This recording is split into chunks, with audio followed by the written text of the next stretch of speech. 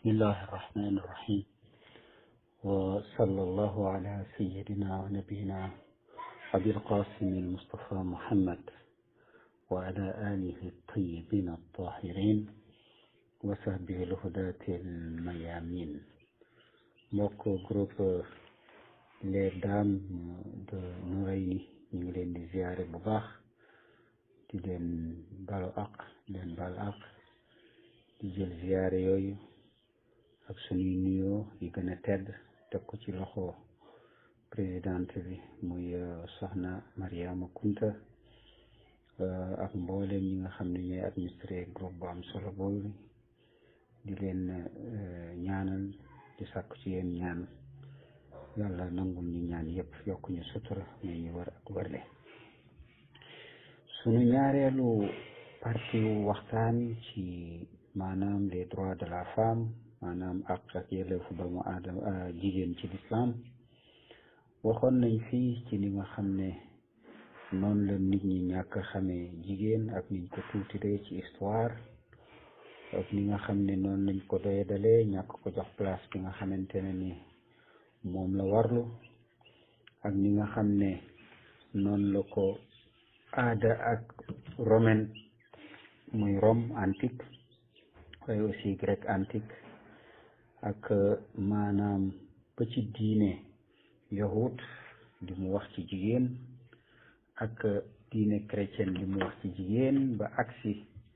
tuuti ci féminisme xam naa ne tey foofu la ñuy commencé dafa nekk loo xam ne lu am solo comme rek ñu récapituler résumé waat rek ne xam ngeen ci diine yahut bu ñu demee ci seen téere buñ tuddee Exode maanaam ci arab mu ngi tuddee safarul xuruj al ishaax donc mu nekk téere Exode nee na comme ni ñu ko waxe woon jigéen ci jëmu boppam amul benn droit boo xamante ne mën na ko revendiquer ci kanamu baayam mën na ko jaay ndaxte alalam la mu nekk loo xam ne lu ñu bind la ci seen téere yi mu nekk loo xam ne lu kéemaane la mu nekk ci chapitre Exode waaye mi ngi ci chapitre 21 si une femme un homme vend sa femme pour être esclave elle ne sortira point comme sortent les esclaves maanaam góor bu jaayee doomam bu jigéen dafa dagan même budul dafay mel ni comme ñeneen ñi wala yaxiqu lil binti an tatamarrada ala fi'li abiha donc lu tax mooy faqad jaa fihi masalan anna man xaqa min xaqi al ab min xaqi al ab an yabia ibnatahu kat jaariya wala yaxiqu lil binti an tatamarrada ala fi'li abiha jigéen amul droit bu ko bàyyam jaayee comme jaam mu am lu muy respecté wala lu muy bañ parce que amul droit boobu donc mu nekk loo xamante ne ni boo demee ci Exode ñu ngi koy wax ci arab safarul xuruj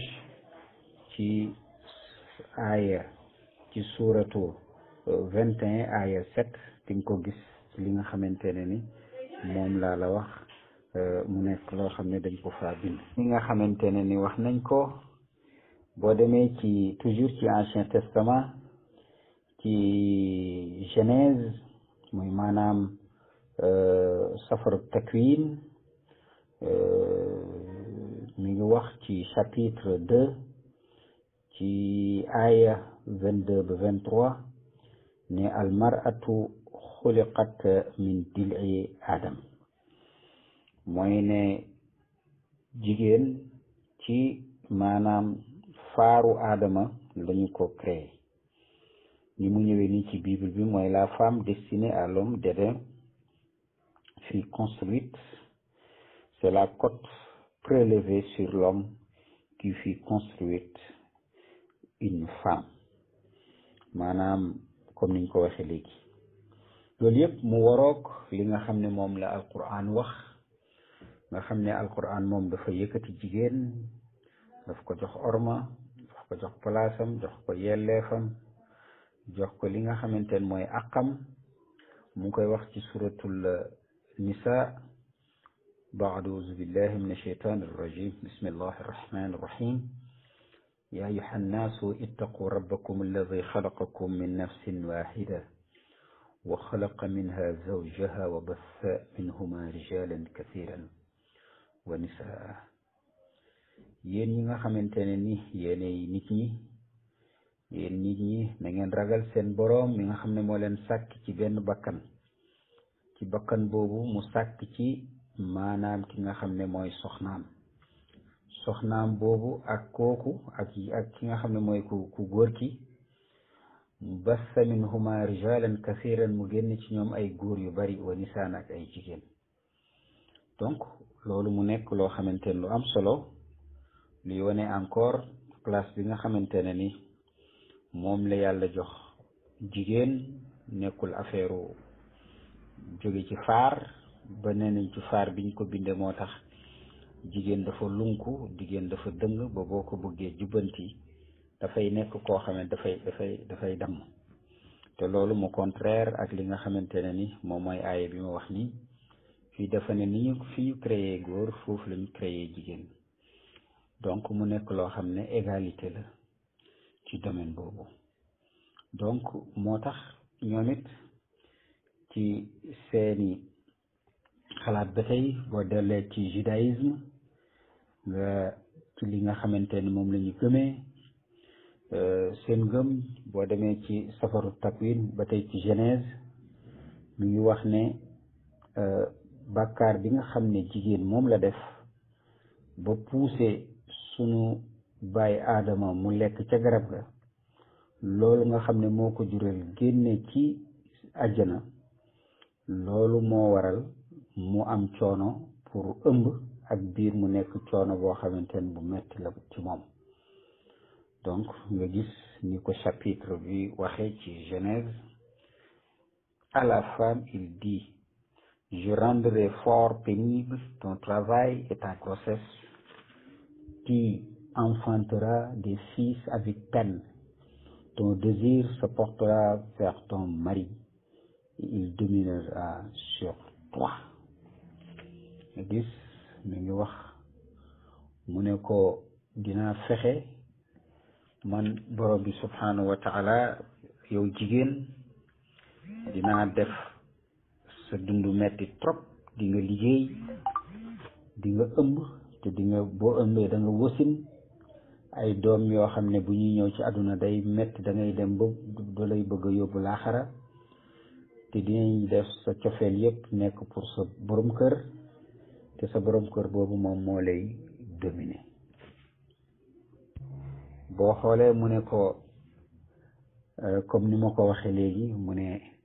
alal mar'ati an tuaqaba tiwala umriha للذنب الذي ارتكبتها في الجنة وأخرجت به آدم منها وما الحمل والولادة إلا جزء من هذه العقوبة. mu ne comme ni ma ko waxee léegi ci firi ko muy ne jigéen dafa war a daj lu metti fekk mi ngi dund ndax bàkkaar bi nga xamante ne moom la def génne àjjana Adama, mu nekk loo xamante ne ni lu doy waar la. donc muy waroog toujours ak jàngalit yi nga xamante ne ni moom la l'islam wax. aussi gis ngeen ci biir loolu dem nañu ba gis li nga xamante ne ni moom mooy loolu jur na ay jafe-jafe, parce que doctrine la, xam-xam wala aqida, maanaam loo xamante ne ni ngëm-ngëm la bu yahud yi gëm waaye aussi chrétiens yi gëm ko ci jigéen, indil problème jigéen ba nga xam ne jigéen jarul dara, indil ko ay jafe-jafe. loolu jur ak fipp boo xam ne am na ci contre église, contre lépp loo xamante ne ni symbole religion la, contre lépp loo xamante ne ni dafay ayibal jigéen, te mu jóge ci li nga xamante ne ni moom mooy diine chrétienne ak diine li nga xamante ne mooy yahud. loolu nag dem na mu jural leen ay théorie yoo xamante ne yu bari la yoo xam ne waxoon nañ ko fii John Locke maanaam ñi nga xamante ne ni noonu la ñëwee expliquer li nga xamante ne ni moom mooy maanaam gisinam ci moment boobu waxoon nañ ci Voltaire yooyu dinañ ci ñëwaat donc loolu li ko indi moom mooy ñàkk xam wala jaxase bi nga xam ne dañ ko jaxase aada yi romaine ak aada grec yi ak aada yi nga xam ne yëpp tegul woon ci diine jël tuuti diine soobe ko lii mooy diine pour que ñu gën a mën a noot jigéen loolu dem na ba ci grammaire nga xam ne tey mbooloo jigéen fu ñu mën a toog bu amee benn jigéen góor même bu dee góor bi liir la dañu naan il maanaam dañ koy góoral loolu dem na ba ci fiqh islam am na ci am fiqh yoo xam ne dañu gis ne bu nit ki amee génn àdduna bàyyi woon ay doom yi di ay jigéen rek am na ci fiqh yoo xamante ne ni dañ koy bëgg a góoral uttu koo xamante ne ni du bàyyam kooku juru ko woon pour góoral jigéen ñi te loolu amul fenn fu ñu ko teg amul texte alquran amul loo xamante ne ni xadis la bu wër bu ci wax waaye loolu yëpp mooy esprit bi ñu amoon te gis nga ko ñooñu def loolu ñoom ñoo indi encore ne jigéen ci faaru jigéen ci faaru góor la jóge jigéen ni xel mi sëgge ni ween mi sëgge noonu la sëgge parce que dañoo jël ñoom it sans pour autant que ñu yëg ko ay israiliyaat ay aada yahud yi nga xam ne ñu ngi woon Médine yore woon téye muy tawraat ak ñi nga xam ne ñooy chrétien yor injil te seen xalaat nekk ci lii nga xam ne moom laa wax seeni ngëm-ngëm seeni gisin seeni taxawaay ci jigéen nga xam ne ci doye dal ko la nag bu ngeen dee xool affaire jigéen boobu ak ñàkk ko jox yelleef ak àqam nekkul rek ci chrétiens yi la nekk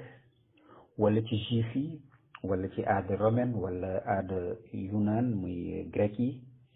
wala ci yeneen aada yi waaye même boo delloo ci am na lu ñuy ci aada arab ci aada perse yi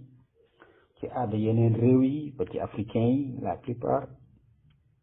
dafa am benn problème boo xamante ne ni jigéen daf koy jànkontool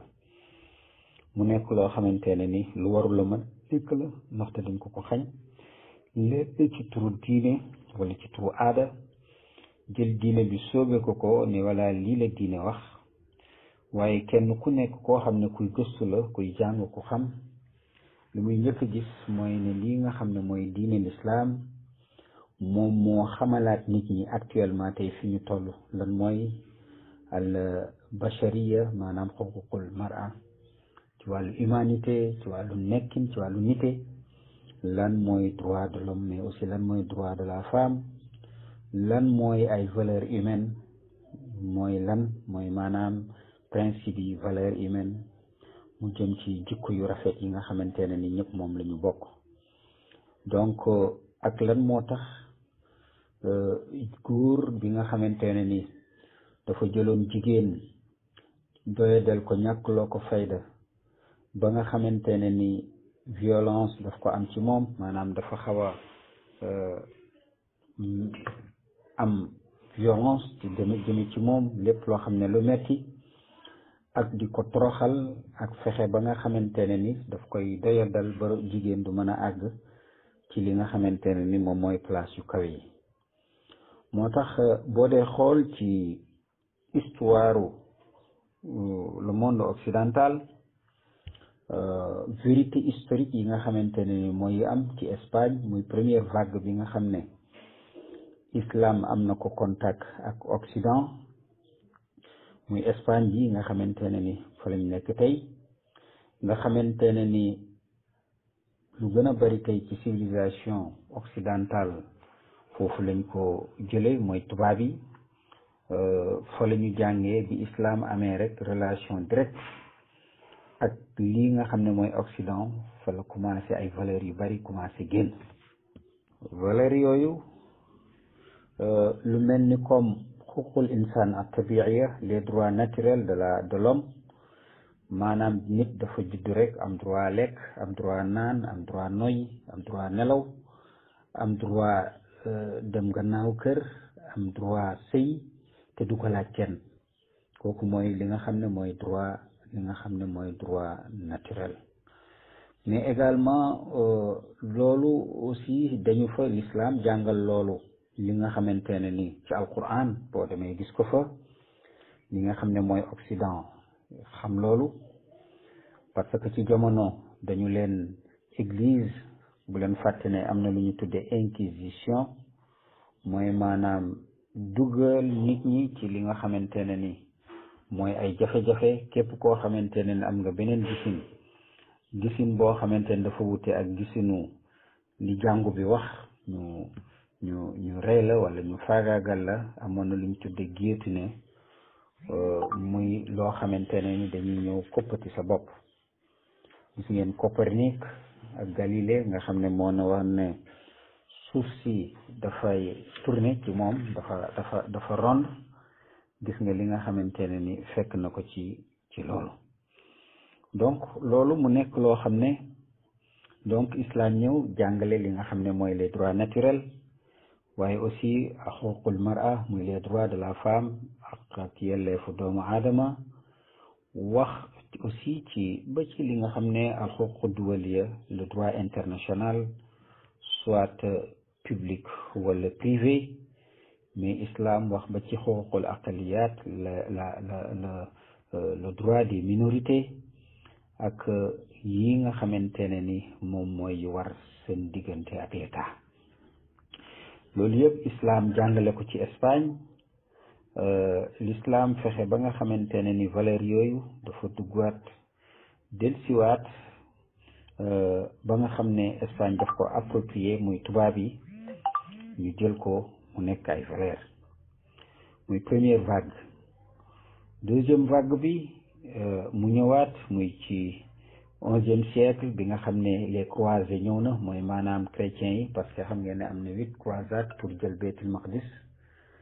waaye au fait li ci gënoon a am solo ci ñoom liñ ci jubluwaayoon mooy fexe ba nga xam ne dinañu am ci contact bi ñuy am ak jullit ñi mooy jël seen xam-xam parce que jamono yooyu Europe Moyen Âge amuñu woon xam-xam comme nii tey mais ci Renaissance la ñu commencé presque ci 15e siècle la ñu commencé amaat xam-xam jëlaat xam-xam yooyu te xam-xam yooyu mi ngi am contact bi nga xam ne moom la ñu am ak Espagne musulman yi foofu ci Cordoue ak Tolède mooy ak Séville mooy Cordoba ak Pautilia ak Ashbilia donc contact boobu ci la deuxième contact bi loolu jur na ñi nga xamante ne ni ñoo doon l'église chrétienne jël li nga xam ne moo doon téere yi nga xam ne jële woon nañ ko ci yenn guerre yi nga xam ne ci croisade yi amoon na mooy maanaam xurubu salibiya yi ci la ñu jël commencé tarjama maanaam di traduire ci langue latine mbooleem yi nga xamante ne ni mooy al ulum les sciences al falsafa la philosophie wal axlaaq ak ay jikko muy éthique di ko jàng ci ñoom te loolu li leen ko may mooy contact bu xeex yooyu parce que ci la ñu xamee sax yenn épices yi maanaam gongo laj koloñ suukar ak yu bare xamuñu ko woon poobar ci lañu ko xamee et li may wax ni c'est très important parce que loolu ci la commencé ce qu'on appelle aujourd'hui la civilisation européenne occidentale donc mi ngi commencé ci 11e siècle au fait xam nañ ne aussi ci biir loolu téere yi nga xam ne téere philosophie la téere droit ci téere science ci téere mathématique ak ci téere lépp loo xam ne science naturelle la ak ci médecine ak ci astrologie yooyu yëpp tey Occident bu demee ba mën ko am mi ngi jógee ci jullit ñi ci kiiwu jullit ñi parce que tey mën naa joxe exemple ci wàllu lii nga xamante ne ni tey mooy wàllu mathématique tey ki ci gënoon a ay bokk na ci alxuwarizmi moom la ñu naan algorithme te xuwarizme boobu mi ngi boo gisee mu génnee algorithme mi ngi jóge ci miraas moom moo ko def tey informatique mënuñu traité image wala texte te amul algorithme wala yenn calcul yi donc gis nga kooku ci jullit la jóge Ibnu Sina nga xam ne ci wàllu médecine ak livre boobu tuddoon les canons al xuquq nga xamante ne ni nekkoon na sëstuwaay mboole mi jàngul maanaam médecine occidentale tey doo dem ci dëkk Occident la plupart clinique wala hôpital tudd na fa Avicenne moom lañ tudd Avicenne même ba ci hôpital la Dantec bi rek am na pavillon Avicenne. nga xool aussi boo demee ci li nga xamante ne ni moom mooy ci chimie Jabir ibn Hayyan moo ko def di taalibe ci imam Sadiq alayhi salaam ci moom la ñu jàngee chimie mbooleem yi nga xamante ne les 19 éléments de la chimie dem ba nga xam ne liñ ne ndox ak safara buñ ko boolee mën na joxe électricité te léegi waa les physiciens quantiques ci physique quantique ñoom moo ko approprié jële ko ci chimie donc loolu yëpp mi ngi jógee ci imam Sadiq moo ko jàngal Jabir ibn Hayyan boo demee ci wàllu alcool ñoom ñoo ko def muy Razi moom lañ tuddee Razes ci wàllu papier wàllu boussole ak yu bari ci ay xam-xam donc loolu yëpp ci jullit ñi lañ ko jëlee te li leen ko may mooy contact bi nga xamante ne ni amoon na ba dem ba ci sociologie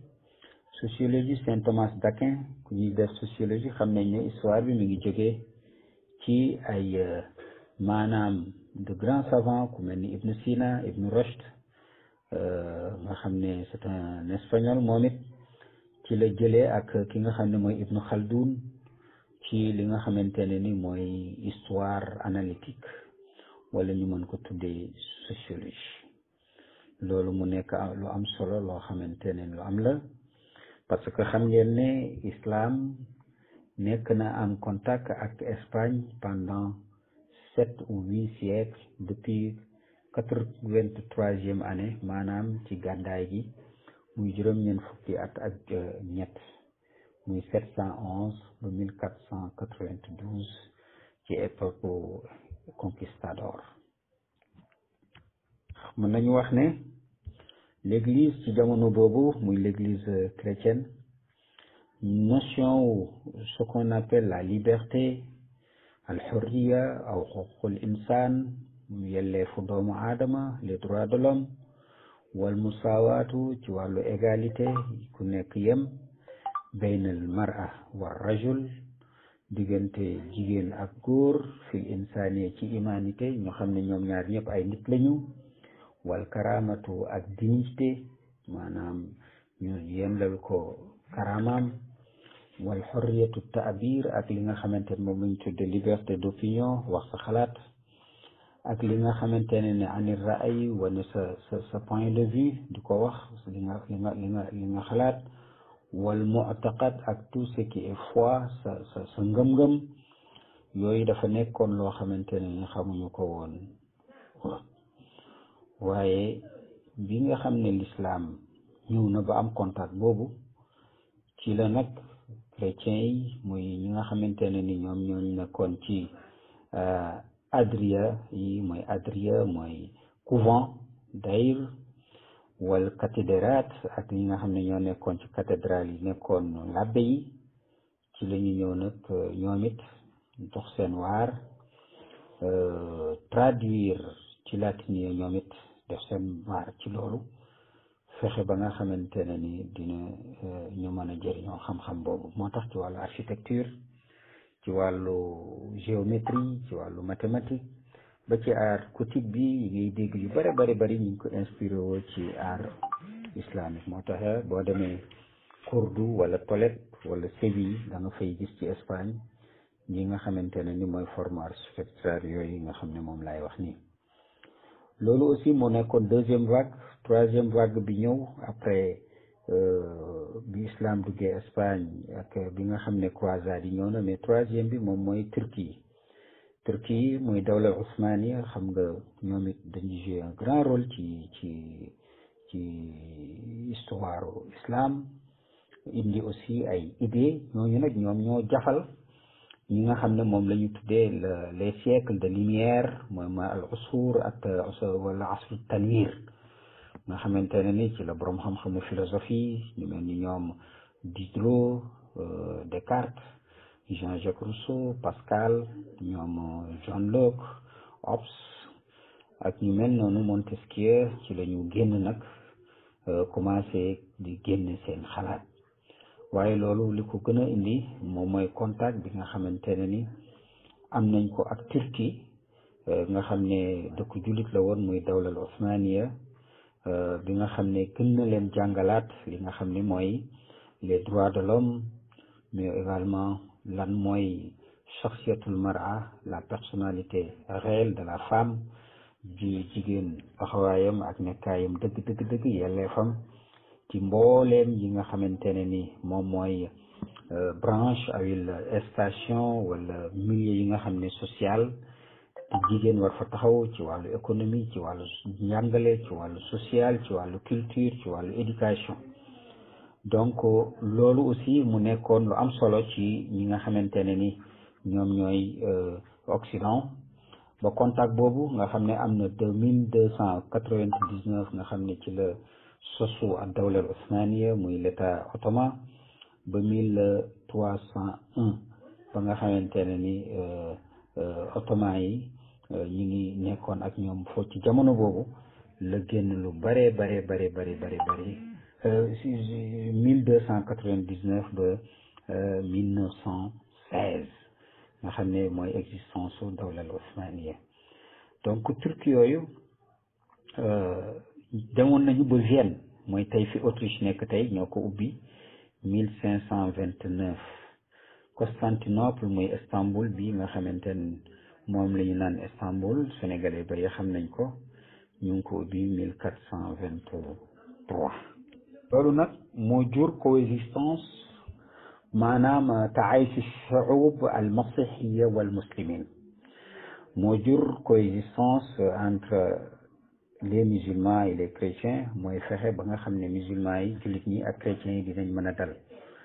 te loolu coexistence boobu amatul juif, chrétien, musulman, ñëpp ñoo doon jaxasoo. politique bi yëpp amul, mais nekkul ci interdire nit ñi diine. aussi en même temps activité bi gënoon am solo moom mooy tarjamatul kutub al islamiyya, mooy fexe ba nga xam ne téere yi nga xam ne ay téere jullit la, européens yi dañ ko doon traduire du ko ci li nga xamante ne mooy langue yi nga xam ne mooy langue française yi. te loolu aussi bàyyi na maanaam influence bu mag ci la civilisation, mais également ci les sciences européennes. loolu yëpp ci jullit ñi la jóge. te kon donc mën nañu wax ne masdarul yaani al thawra al fikriya, maanaam surtout li nga xam ne mooy la révolution intellectuelle et scientifique, ak li nga xamante ne la nouvelle ère, maanaam li nga xam ne mooy al asrul jadid, bi nga xamante ne ni mooy le développement social, industriel, culturel et intellectuel de l'Europe ci jullit ñi la jóge. boo demee ci John Locke di nga gis ne nga xam ne moom mi ngi juddu ci 1564, wala avant may ñëw ci John Locke, boo xoolee ci moment de la réforme muy Luther, Martin Luther nga xam ne 1564 la juddu.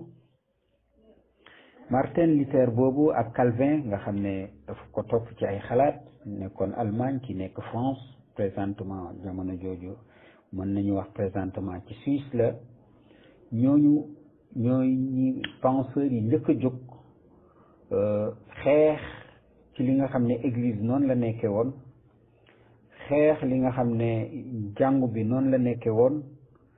ak gisin bi mu amoon ci nit waaye aussi ci jigéen. te ñi nga xamante ne ni ñoom ñoo ko influencé mooy la pensée islamique jullit ñi ñoom ñoo influencé ki nga xamante ne mooy John Locke. John Locke moomu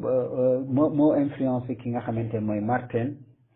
parce que ci contact boobu la juddoo lu ñu tuddee protestantisme, mooy maanaam fexe ba diine bi, parce que gisoon nañu église bi dafa bari woon papauté bi, moom lañu naan papauté, dañu amoon dooleel trop, ñoo demoon nañu ba ëpp sax roi yi doole ci seen réew, nga xamante ne ñoom la ñu gën a déggal, waaye dañu esthétigoon maanaam seen xalaat demul bu baax pour développer loo dund doomu aadama yi, lu dul dañ koo teg ci diine, te diine boobu dafa xaw a nekk loo xamante ne dafa xaw a jat ak nit ñi. loolu poussé Luther mu jóg fexe ba nga xam ne xeex ak l'église romane, ne lii daal du nii, moom ci la protestantisme jut, muy les protestants contre l'église romane catholique catholique. Calvin aussi doon tubaab fekk si ko ci. Calvin bi ma ko ci fekkisee, ñoom it ñu xeex li nga xamante ne ni moom li église di taxawu ci comme ay xalaat. Donc comme ni ma ko waxee, gis ngeen la civilisation occidentale ni ko l'islam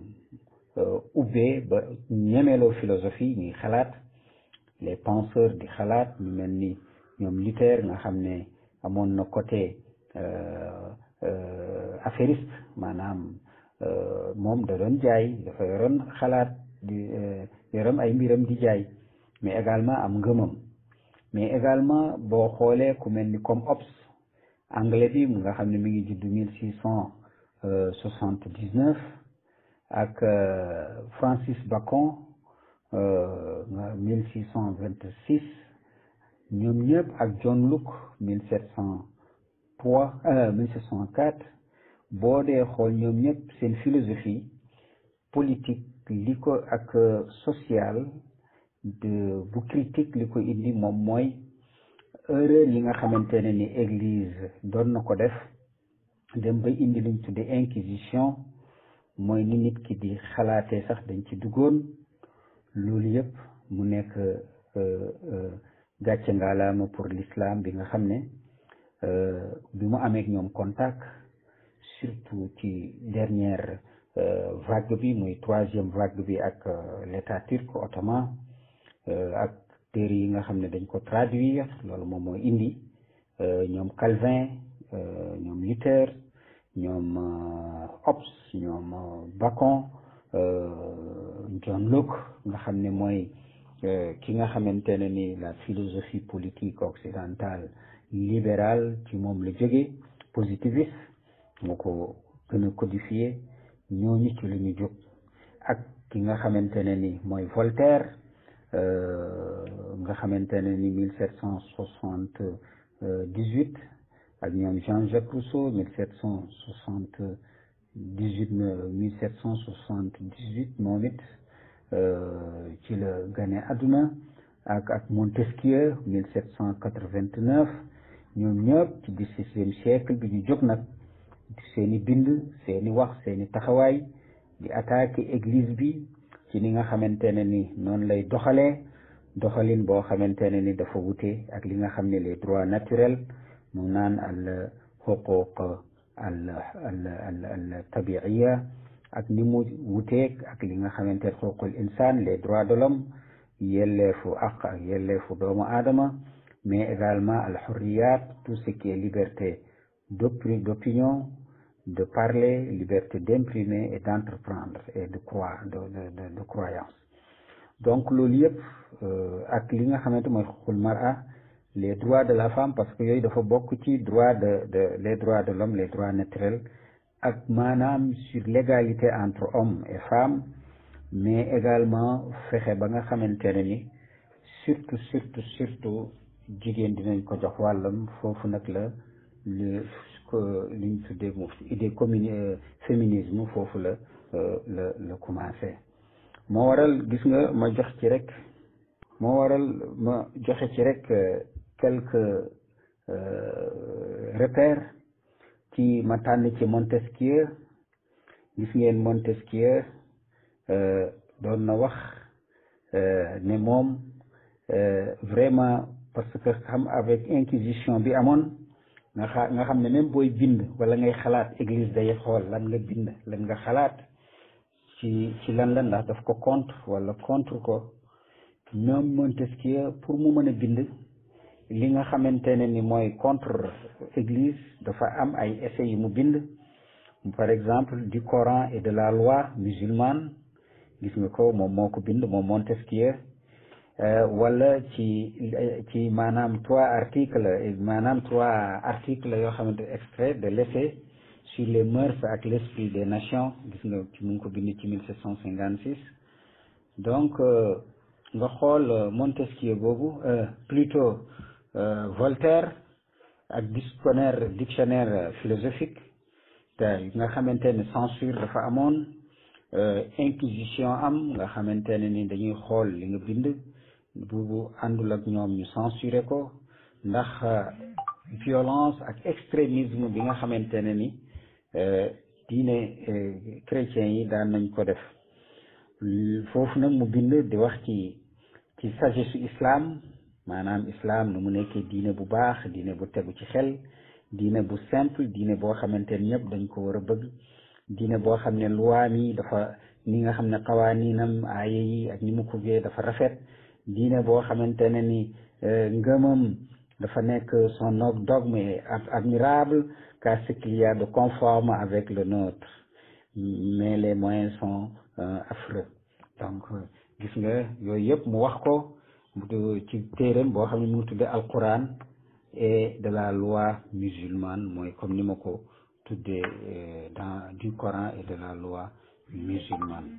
donc moom ci jëmu boppam pour mu attaquer l'église da doon attaquer ci musulman yi lay dem mais du nekk attaque yu acerbe waaw dina wax ci tolérance maanaam jullit ñi ni ñu tolérant wee jullit ñi ni ñu baaxee ba dem na ba wax ci bidayatul islam ni islam juddoo yonent bi ni mu doon xeexee ak yéeféer yi ak mushrikuun yi ak maanaam ni mu leen baale dem ba dominer leen ak ni nga xam ne sagesse bi mu jiital mooy xam-xam bi ak mbaax gi ak jikko yu baax yi yonent bi def ci ñoom donc yooyu yëpp mu nekk loo xamante ne ni dafa am solo mais au fait loolu bu ko waxee maanaam du mu ci jublu moom mooy pour xeex église bi nga xam ne moom dafa nekkoon ci maanaam faagaagal doomu aadama yi may ñu leen ñu xalaat may ñu leen ñu nekk loo xamante ne dinañ am liberté ci seen bopp moo tax ñu woon na wax sur l'humanisme de l'islam se construit par comparaison avec le fanatisme chrétien muy la tolérance donc mu nekk lu am solo donc ñun ñëpp borom xam yooyu dañu taataan ci l'islam muy orientaliste yi aussi dimbali leen mooy ñi demoon dem jàngi diine l'islam ci pays musulman yi ba dellusiwaat ñooñu aussi dimbali leen loolu moom moo jur li nga xam ne moom mooy li fippu boobu nag nga xam ne fippu nañ ko moom moo leen jural li nga xam ne tey moom la ñu tuddee ci la inspiré wu aussi des féministes yooyu ñoom ci seen jëmu bopp ñoom it ñu ñëw inspiré wu ci ñooñu muy ñoom ñi ma wax léegi muy ñoom Rousseau John Locke ñoom Hobbes ñoom Voltaire ñoom ñu demee noonu doog a ñoom it ñu génne seeni idée ba wax mooy gis ngeen même pour civiliser pour am développement social économique culturel scientifique et intellectuel ñi ko génne moom mooy jullit ñi ci seen jëm bopp ci la ñu dem jël foofu loolu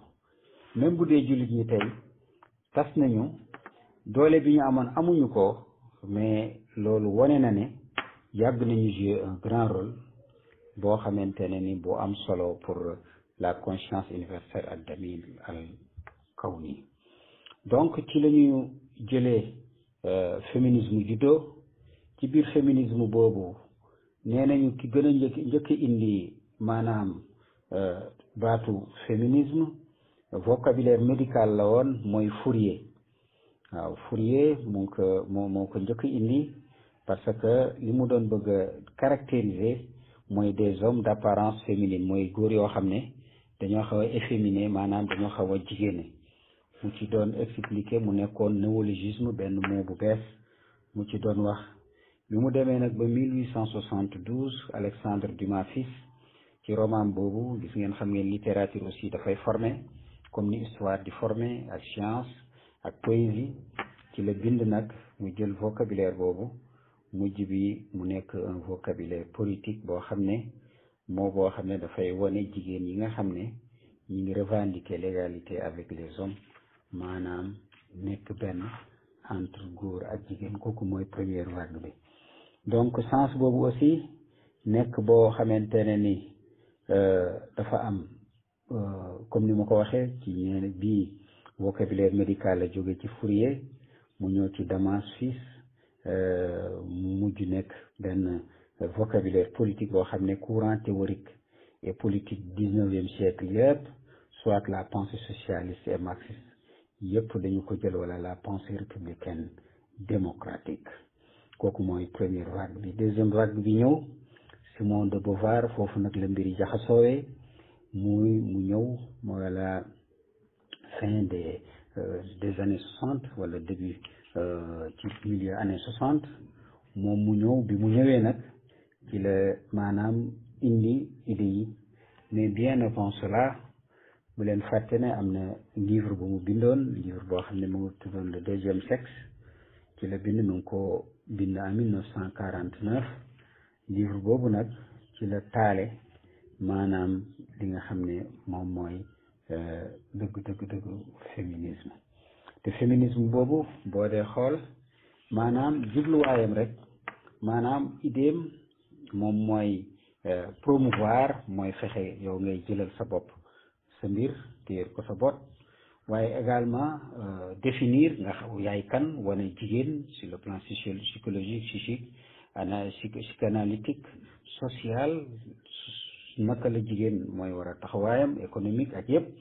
waaye également naka la war a atteindre l'égalité politique économique naka la war a àgge ba ci li nga xam ne mooy tolluwaay maanaam yemoo ci diggante politique ci diggante économie maanaam politique économie wàllu koom-koom culturel ci wàllu aada ak cosaan ci wàllu social ci wàllu dëkkin bi ci wàllu juridique ci wàllu atte ak yoon maanaam li nga xam ne góor ak jigéen noonu la war a mel donc gis nga ci loolu nag ki nga xamante ne ni moom mooy Simone de Beauvoir moo doon soxnaay Jean-Paul Sartre tu vois moo indi concept bi nag ñu développé foofu concept de patriarcat mooy al abawiya al nizam al abawi nga xamante ne ni xam ngeen ñeenti civilisation moo am xam ngeen ne ñeenti civilisation moo am na lu ñu tuddee la civilisation bi jiitu mésopotamienne mooy fi Irak ak civilisation bi nga xamante ne mooy égyptienne africaine mooy Afrique mais aussi am na civilisation indo-pakistanaise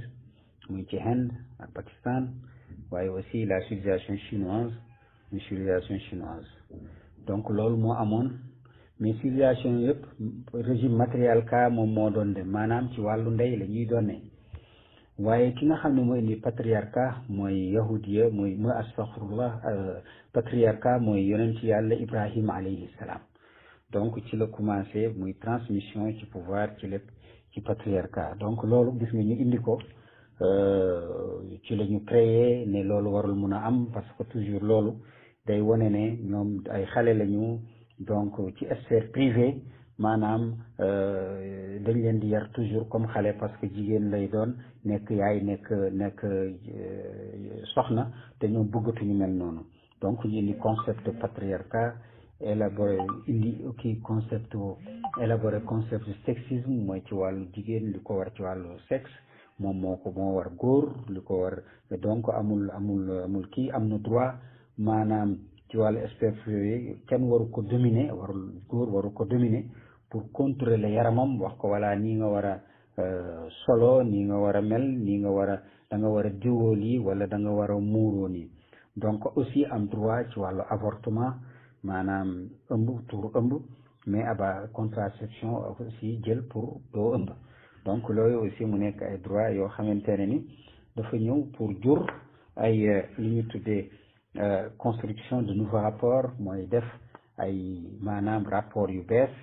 di yoo xam ne sociaux entre l'homme et la femme fexe ba xam ne góor ak jigéen léegi dañu beneen gisin lay am beneen taxawaay la ñuy am ci société bi donc ci loolu la ñuy jugee nga gis mu ñëw la notion de genre maanaam gis nga ko tey waaw muy dénaturaliser nga xam ne léegi amatul góor ak jigéen kenn dootul wax def sax dinañ dem ba ci carte d'identité kenn dootul defati genre ñu ne masculin wala genre féminin waaw dañuy def rek genre mu jeex dootul amati nga xam ne pour dénaturaliser tout loolu yëpp li ciy dem li ciy jublu moom mooy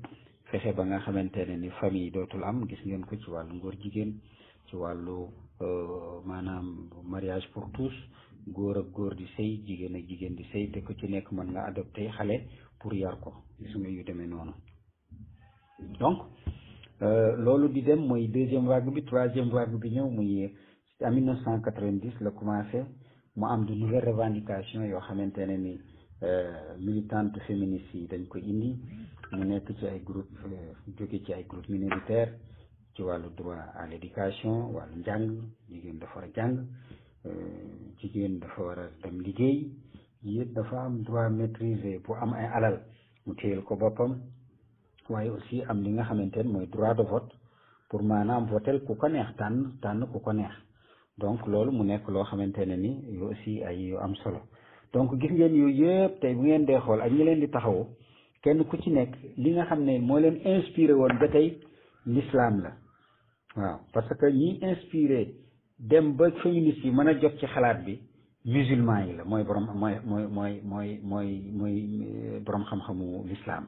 ñoo jàngal leen liberté dignité égalité yooyu yëpp xurriya karama musaawaatu jàngal leen ko te lépp ci alquran la jóge ci ahadis yonent yàlla muhammad sallallahu alayhi wa sallam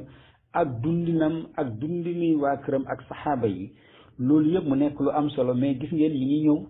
actuellement ci loo xam ne gannaaw bi nga xam ne gis nañu loolu yëpp mais am na benn déviation boo xamante ne ni moom mooy li am ci loolu déviation bi nga xamante ne ni am na gis nga malgré que ñoom jóg nañu pour xeex waaye gis nga jigéen ñi ba tey mënuñu départiru ak li nga xam ne mooy seen véritable nature gis nga tey tubaab yi lu ñu avancé nee nañu ci wàllu femme ba ci première vague deuxième vague troisième vague di ñëfee pour am conquérir ay de nouveaux droits ay yelleef ak àq yoo xam ne yu bees la waaye teewul gis nga ba tey ku ci am sa jëkkër nangu nañ ne sa jëkkër toujours moom ngay jël santam mënoo jël santu sa sant bopp moo tax sax gis nga bu ci sunu féministes yi dañ la naan madame diw waaw du ñu aw ci sa sant yow en tant que jigéen madame Kunta madame Aydara madame Mballo déedéet dañuy voilà boo amee sa jabar même bu santee Diouf dañu naan madame Mballo même bu santee Ndiaye dañu naan madame Diop bu dee jëkkër bi noonu la sant donc loolu toujours gis nga nekkul loo xam ne lu am la parce que loolu lu muy wone mooy ndekete même l'identité de la femme jigéen bi amul liberté ndaxte même li nga xam ne moom mooy identité am ci jëmu boppam ñu ngi ko rattaché ñu ngi ko lonk ci bu ki nga xamante ne ni moom mooy jëkkëram jigéen daal dafa mel ni comme objet boo xamante ne ni rek bu ñuy boo xiifee sa désir sexuel nga dem ko nga def ko ci moom wala iyaazu billah loolu rek warul mën a tax waaye dafa nekk loo xam ne jigéen dafa nekk ku am droit ku am yelleef ku am loo xamante ne ni taxawaay la ci société bi parce que bu dul moom société du taxaw dafa am droit à la propriété économique dafa am droit pour fàggu amal ko boppam téyel ko boppam waaye gis ngeen loolu yëpp dafa am déviation gis ngeen ma waxee mooy ce qu'on appelle la théorie de la perversion intellectuelle al nazariyatul inhiraf al fikri maanaam li nga xam ne noonu la war a demee gis nañ ne diine islam mënuñu ko topp ci lépp kon dina jaxase léegi li ñuy mën a def mooy dinañu fexe ba nga xamante ne ni dinañ ko dévier buñ ko dévier jël ci li nga xam ne mooy li leen neex ñoom en tant que ces penseurs mais aussi politique yi nga xam ne ñooy décideurs yi bu ko defee du seen intérêt dinañ ko mën a sauvegarder ci jigéen continuer nekk koo xamante ne foowukaay la objet lay nekk ci loxo doomu aadama, du am droit à la propriété, du am droit à l'éducation, du am droit au travail, du am droit de vote, du am leneen dem ba nga xamante ne loolu gis ngeen ko tey dans la société ou bien dans la culture européenne occidentale gis nga dafa dem ba nekk lu usé maanaam culture boo xamante ne ni dafa am saqafa baliya muy une culture usée donc mu nekk loo xam ne lu am solo mais malgré cela gis ngeen déviation boobu tax na ba jigéen dans le monde actuellement li ñu koy jàppee moom mooy rek gis ngeen toujours même esprit bi moo ñëwaat encore mais comme diine ñëw na l'islam ñëw na ba bëgg libérer jigéen mais il faut que ba leeralan leen ba mu leer lan mooy notion de liberté, d'égalité, de dignité, droit de la femme, droit de l'homme, droit naturel léegi yooyu yëpp ñu teg ko foofu nag dellusiwaat ci même esprit waaw parce que ndox du bàyyi yoonam léeg-léeg buñ ko déviewul donc gis nga mu ñëwaat ci maanaam études yi nga xam ne moom la ñu waxoon ci Talmud sànq ci Talmud muy maanaam ci Ancien Testament mu ñëw ci Genèse bi ak ci li nga xam ne mooy Exode ci ne jigéen dañ ko sàkk pour jigéen góor gi di mën di jouir ci moom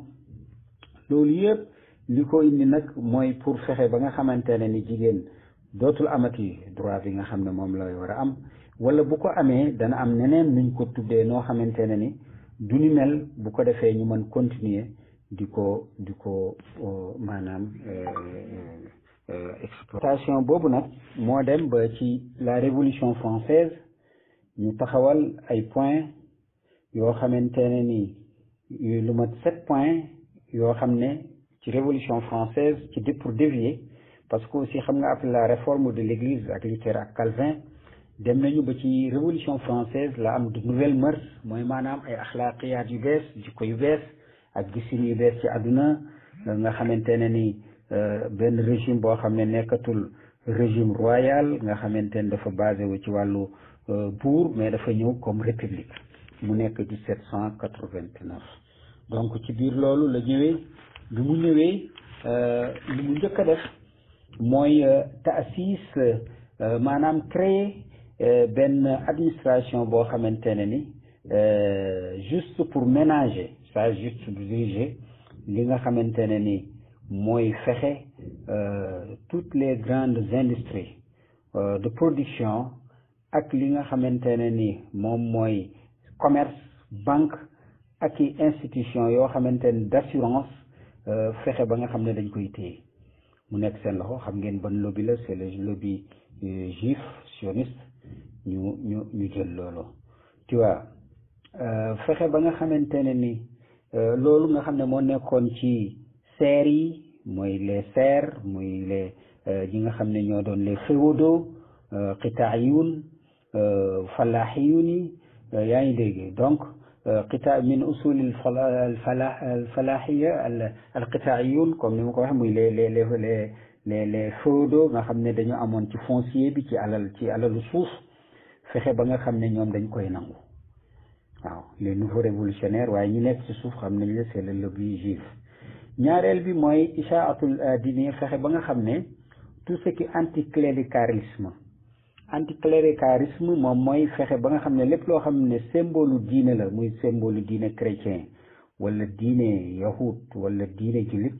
ñu dindi ko ci lépp loo xam ne ci espace public la fexe ba nga xam ne diine religion yooyu dañuy nekk problème personnel fexe ba nga xam ne al ilmaniya laïcité moom mooy prévaloir moom mooy jël l'espace public ak fexe ba nga xamante ne ni lépp loo xamante ne ni dana mën a suuxat diine symbole yi ñu teg ci seen tànk ba nga xamante ne ni ñi nga xam ne ñoo doon jouer un grand rôle mu doon église mais également les féodaux dootuñu amati benn doole ci révolution bi nga xam ne mooy française waaye aussi fexe créer dool du doy il faut ñu créer une nouvelle culture boo xam ne romaine grecque waaw moo gréco-romaine culture boo xamante ne ci lay basé wu benn saqafa romaniyal yunaniya ak yahudiya boo xamante ne ni juive léeg-léeg nga dégg judéo-chrétien maanaam nous sommes héritiers de la civilisation, ou bien de la religion judéo-chrétienne, mais de la civilisation gréco-romaine. Tu vois gis nga ñent yooyu ñoom toujours dañu koy soxla jël ci foofu nag maanaam li nga xam ne mooy les nouvelles mœurs pour dawal nag li nga xamante ne ni moom mooy la moralité maanaam loo xamante ne ni dafa sori jikko. Mais également gannaaw bi nga xam ne créé nañu cette nouvelle culture dañoo fexe tàqale fasl diin ani siyaasa fexe ba nga xam ne dafa am séparation entre la religion ak la politique fexe ba nga xam ne église ak li nga xam ne mooy le prélat muy maanaam xasaawisa yi muy nitu diine yi labbe yi ba fexe ba dootuñu duggati tout ce qui est affaire politique ou sociale. Donc mais également nasur taxallul fexe ba nga xamante ne ni dañuy tas maanaam lépp taxallul mooy déconfiture mooy nga xam ne ba nga xam ne dañuy tas loo xam ne société bi ci turu liberté lu neex waaye def te ñëpp liberté boo xamante ne ni libertinage la théorie libertaire libertinage la maanaam def lu la neex boo xamante ne ci musiba la lay yóbbu nga xam ne dafa sori mboolem loo xam ne civilisation la ak culture fexe ba nga xam ne culture nudité mooy maanaam sumeeku ci jigéen affaire xalaaya muy pornographie diggante góor ak góor jigéen ak jigéen góor ak jigéen jigéen ak góor fexe ba nga xamante ne ni al kiyaan al aila muy li nga xam ne mooy les statuts même de la famille maanaam taxawaayu famille dafay nekk loo xam ne daf koy nasax bismi xurriyatil mar'a ci turu maanaam li nga xam ne moom nañ tuddee liberté de la femme waaye aussi idxaalu nisa bi idaadin kabira ila suuqil amal fexe ba nga xam ne dañuy jël jigéen ñi dugal leen main d'œuvre bu bari dugal leen ci circuit du travail bu ko defee pour mën a tudde ne ñu ngi liggéey waaye zahidil ujur mais malheureusement li ñuy gañe bokkul ak li góor di gañe gis nga inégalité bi ñàkk nekk benn bi mi ngi am toujours mais également zilzilatul kayaanul aila fexe ba nga xamante ne ni góor ñi maanaam famille ci seen jëmu bopp dinañ ko yëngal ba góor dootul jigéen jabar dootul déggalati borom këram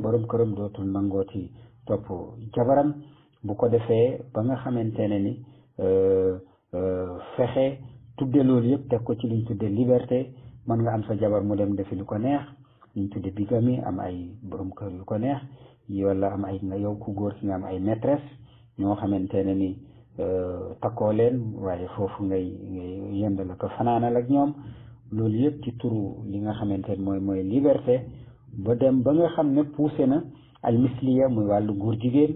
ñu indi ko ak lépp loo xamante ne ni corruption la donc gis ngeen Occident fii nga xamante ne ni noonu la ñu dévié donc ci jeexal loolu moo waral pour que ñu xam ñu régler ce problème historique de la femme ci wàllu yàq ak yelleefu doomu aadama yaakaar nañ ne amul beneen yoon lu dul ñu am ñu dellu ci li nga xamante ne ni al qawanin al tabiiya muy les lois naturelles comme ni ñu ko waxe woon sànq wa mutalabatuha ak li nga xamante ne moom la laaj min al insaan ci nit ki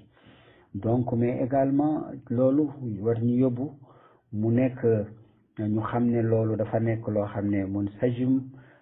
loo xam ne dafa ànd dafa am harmonie ak li nga xam ne moom mooy la nature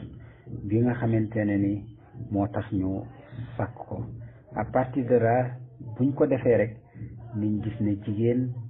dina bànneexu ni mu war a bànneexoo dina dal te dina am sakina dina am aussi mbooleem loo xam ne droit am la te dina maanaam feey ci géeju jàmm ci géeju bonheur ci géeju bien-être ci géeju prospérité ak ci géeju fidélité parce que bu ngeen dee xool jigéen ak góor ñaari phénomène la yu naturel yoo xamante ne ni benn bu ci nekk da nga am sa statut boo xam ne bu naturel comme ni la yàlla sàkkale.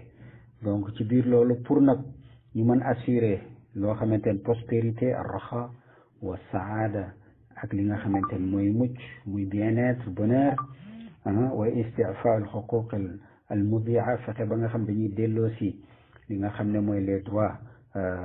ignorés, les droits perdus de la femme, yi nga xam ne jigéen ak yelleefam daf ko ñàkkoon. il faut que d'abord ñu xam lan mooy nit, maarifatul insaan. te xam nit nag mooy xam al mahiyatu at tabiatu lil mar'a, mooy nga xam exactement la nature intrinsèque innée de la femme, mooy lan mooy jigéen dëgg ni ko yàlla sàkkee, mais également góor ni ko yàlla sàkkee. te loolu mënul am lu dul nga xam lan mooy seen rôle, jigéen mooy lan ak place am ci wàllu société bi en tant que nit d'abord. waaw li taariful mujtama al insani, ñu xam nit ki li nga xamante ne ni d'abord nit mooy lan, waaye égal ñaareel bi moom mooy il faut ñu xam nit jigéen ak góor seen place ci société bi. parce que société humaine mooy al mujtama al bashari ci wàllam dafa nekk phénomène boo xamante ne ni moom it bu jógee ci nature yàlla moom moo ko créé defar ko pour nit ki ci jëmu boppam mu mën ci nekk ak ses instincts ak ci ses émotions, ses sentiments yi nga xamante ne ni moom moo la ko yàlla sàkke. te yooyu aussi léeg-léeg dafay am ay mutation, ay taxyiraat, dafa am ay xarakaat, des mouvements, yaa ngi dégg, yoo xamante ne ni dynamique ya al xarakaat dynamique, des mouvements dynamiques yi nga xam ne dafay am ci dans les sociétés humaines. donc loolu yëpp ñu war ko jàng ci, souvent dañ koy jàng aussi ci ilmul ijtima muy sociologie, wala ci taarix, wala ci histoire, wabil falsafa, wala li nga xamante ne ni mooy philosophie, wala ci falsafatu taarix mooy l'histoire de la philosophie. donc mu nekk loo xamante ne lu am solo ci pour ñu mën a xam góor ak jigéen sur le plan psychique, psychologique, mais également psychiatrique, ba nga xamante ne physiologique, anatomique, ba nga xam ne dinañu xam jigéen mën ko joxaat ak xam bu baax a baax a baax. te ci loolu la ñuy dem ba tey ci sunu leçon yi nga xamante ne ni moo yi ñëw. di leen jéggalu bu baax nag ci guddaay bi, explication yi moo demee noonu. di ñaan yàlla yokk ñu sutura mais ñu wër ak wërle bi xaqi muhammadin wa ali muhammad sallallahu ala muhammadin wa ali muhammad.